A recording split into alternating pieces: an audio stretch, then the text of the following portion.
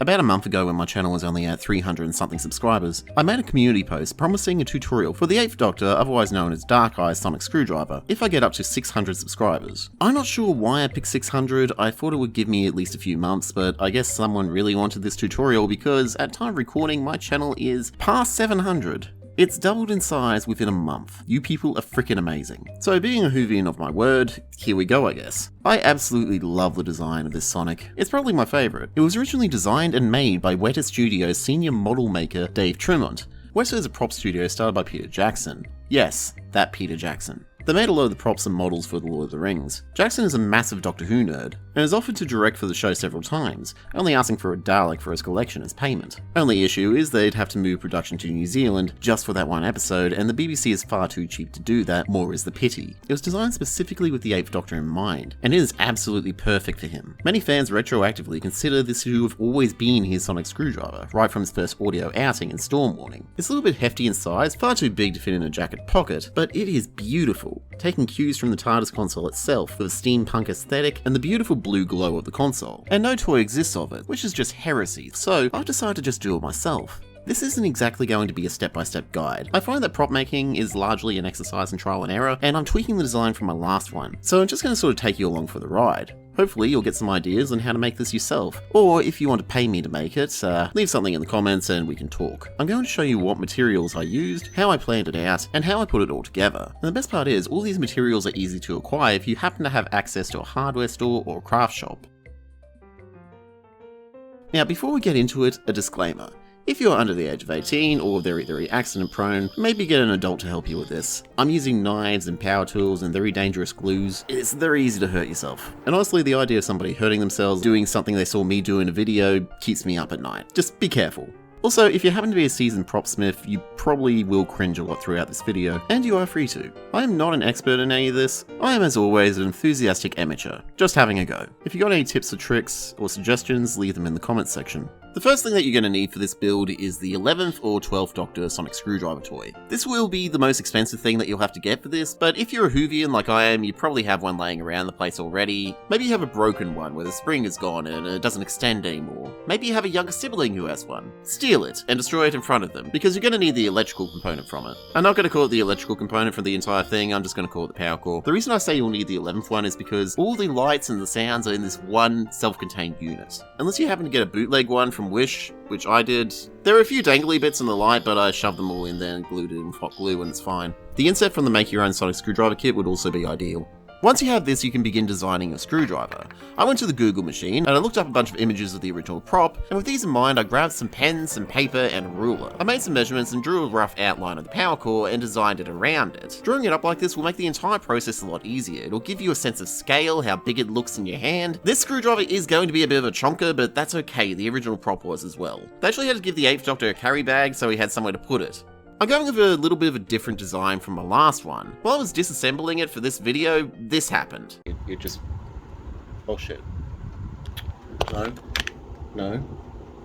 That didn't happen. The last design put a lot of stress onto the power core, so I'm going to try and eliminate that by recessing the emitter bit into the body a bit, and holding it in by wrapping tape around it to create tension.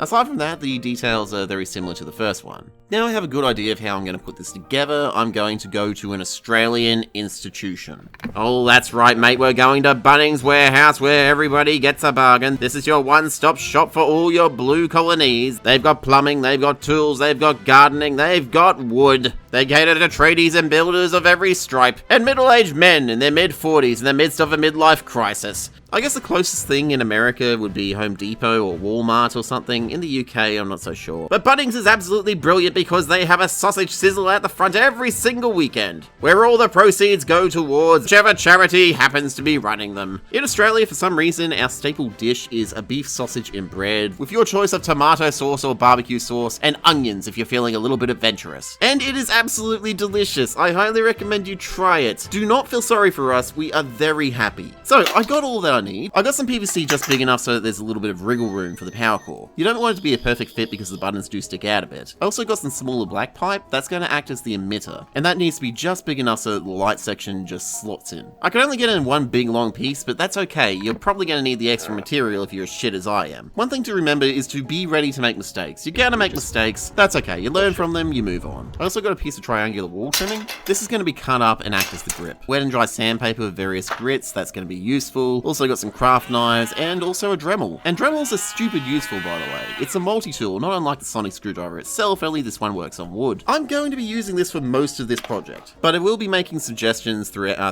on how you can do it without it, because I know that not everybody can afford this. I mean, it's pretty cheap for a power tool, but it's also $60 that you don't need to spend. You'll find that a lot of sci-fi props are actually made out of this stuff. In fact, often they don't even go through that much effort. The War Doctor Sonic was just the 4th Doctor Sonic Screwdriver toy by Character Option, modified with an end cap and an LED, which means that the Character Option's War Doctor Sonic Screwdriver is actually the most accurate to the prop. The most lazy example I think is Luke Skywalker's lightsaber from the original Star Wars. It was literally just a Graflex camera arm. They literally just looked through someone's kit bag and they were like, yeah, that looks sci-fi, let's use that. You're also going to need some super glue, some hot glue, some paint for later. I'm also getting some epoxy resin, and of course the crystal.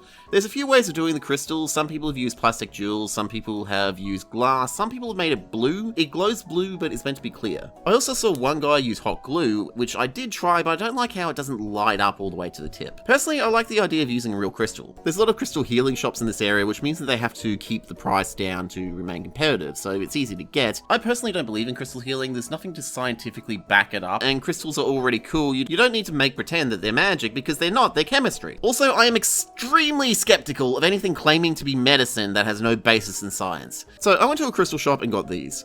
What I'm looking for is how well they conduct light. This time around I wanted to go with clear quartz, but I think I'm just going to go with selenite. It's a sort of calcium crystal that's really easy to work with. You can shape it with just sandpaper on a flat surface. The way these crystals grow, they sort of act as a naturally occurring fiber optics. So the light is all going to be concentrated at the tip, which is exactly what I want. This stuff is also very cheap. So now that I've got my crystal sorted, I can start actually building the parts that I need. So I'm going to start with the emitter. I cut a piece of the smaller pipe. I decided that I'm going to go with 3 slits at the top at equal distances apart. Not only does this look cool, it's also going to act as a guide for later on when I'm attaching the fins. To do this, I'm going to use this thing. You'll find one of these in a pencil case near you. You'll probably remember it from maths class. What we need is this corner here, which is the correct angle for an equilateral triangle. Make a mark at the top of your pipe, put the corner on that mark, and mark the other 2 marks. I'm cutting 1 centimeter deep.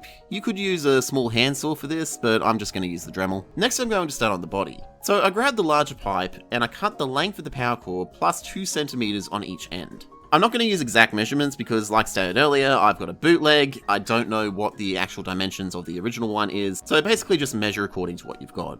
I mark out where I want the buttonhole, which is the rough center, and I drill the hole. Now it's time to make the fins for the emitter, which means that we're going to have to go to my kitchen. Welcome to my kitchen, mate. What I've got here is a non-stick pot. And it has to be non-stick, otherwise you're going to have fun later. So I'm going to make the fins out of hot glue, which is crazy, but bear with me. So you're going to get your glue sticks, put in just enough to cover the bottom of the pot, plus a few more on top to get the correct thickness. I'm going to put that on low heat, wait until it's all melted, put it aside to cool, and after taking it out of the pot with some difficulty, I end up with something that looks like this. On this hot glue disc, I'm going to draw my design. I'm using scissors to cut it out roughly, but I'm going to use craft knives for the more detailed work, and this is probably the most annoying part of my build. The knives that I'm using are insanely sharp, and the glue is very grippy, which means that it's very hard to cut through, and it's very easy to get frustrated, very easy to make mistakes and cut yourself very, very deep. If you decide to use this method, please be very careful. I would hate to think that somebody hurt themselves after doing something that I suggested. And this probably isn't the best material to use. I'm only using it because I used it in the last one, and I happen to have a surplus of it at the moment. So while you watch me suffer as I try to get these stupid things to match each other, here's a list of things that could be easier to make these out of. Far smarter and far safer too, but I am neither of those things. Perspex, wood, modeling clay, the kind that you send in the oven, that silicon stuff that is like clay but dries all rubbery. If you're into using resin, you can probably figure out how to make a mold. I can't. Any one of those would probably be a better idea than what I'm doing right now. So once I'm satisfied that all the fins are identical, and let's face it, I never will be, please send help. It is time to set those aside and get my hands on some wood, because it's time to make the grips.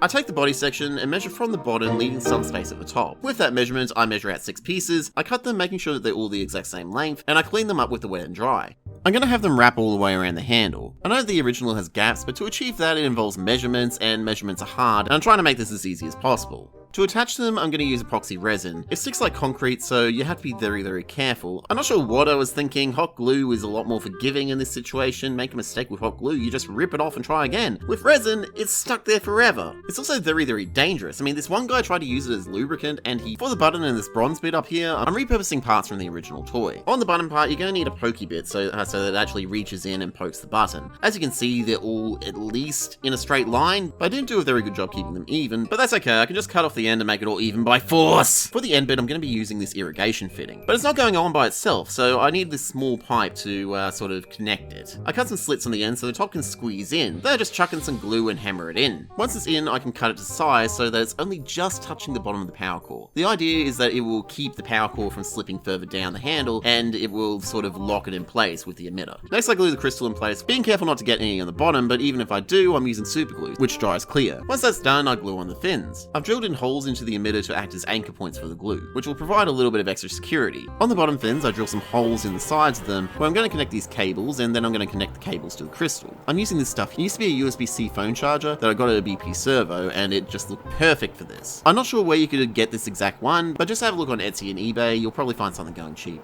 I also got these nuts. I'm going to put these on either end of the cord and glue them in place. And it's a little bit messy, I'm not exactly happy with it. I probably should have saved the epoxy for this. It would have been a cleaner job, but anyway, moving on. I'm also going to use some of the cord on the bottom bit. I've taken the copper wire casing off, and I'm going to drill 2 holes. Again, putting nuts on either end, I glue those in place, and that is going to act as this fluid link thing. So now I've got everything pretty much done, I can put it all together and see how it looks. And it looks pretty good, but I'm not too happy with the fins. The design that I went with makes it look a little bit too much like a butterfly, and the grip is sticking out a little bit too much. It makes it look a little bit too fat. That's okay though, I can use the craft knives to cut the fins into a more pleasing shape, and by putting a sanding attachment onto the Dremel, I can flatten out those grips. After it's all flattened out, I gave it a lick of the old wet and dry, and it looks a lot better now. Alright, nearly done, so time to add some embellishments.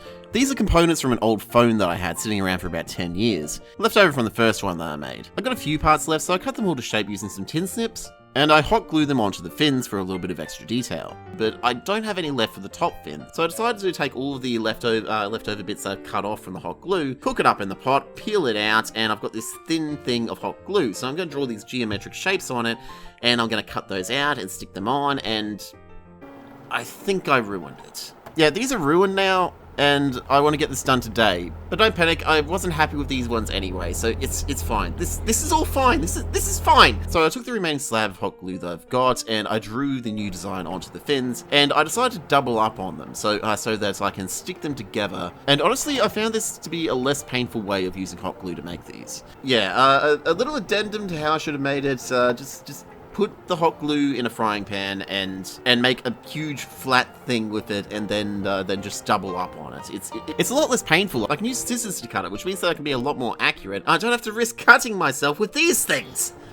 Now those are done, I glue them on, and I decided to just leave them blank. Maybe I'll add something to them in the future. Alright, now all I need to do is paint it. I'm going to paint them all separately so the paint doesn't dry and lock anything into place. I'm using acrylic paint. For the bronze section, I'm mixing up gold with a little bit of black. For the grip, I considered using wood varnish, but honestly I can't be asked to go to the store, so I'm just mixing brown with some red and also a little bit of black. Once I've done the first layer on the grip, I get some of the lighter brown and the red, and I lightly go over that. Just really, really lightly. And this will provide the wood grain effect. After that dries, I go through my partner's belongings and I pull out some nail polish. This will stink for a little while after you do it, but the same is true for wood polish. I'm doing this to really bring out the bronze and the metal highlights, otherwise it looks a little bit drab and plain. It also makes the wood nice and shiny and makes it actually look like wood. And it makes the crystal look like it's perpetually wet, which gives an otherworldly effect. And I made it blue just by using a whiteboard marker. It works better than you think. You just color in the bowl.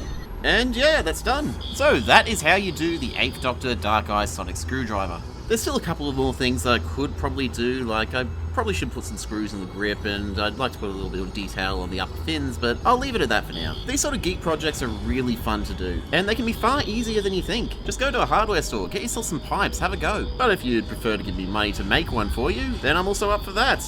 Leave something in the comments, we can talk. Don't forget to like, comment, and subscribe, feed that eldritch abomination known as the YouTube algorithm, and I'll see you in the next one where I finally continue the 8th Doctor audios.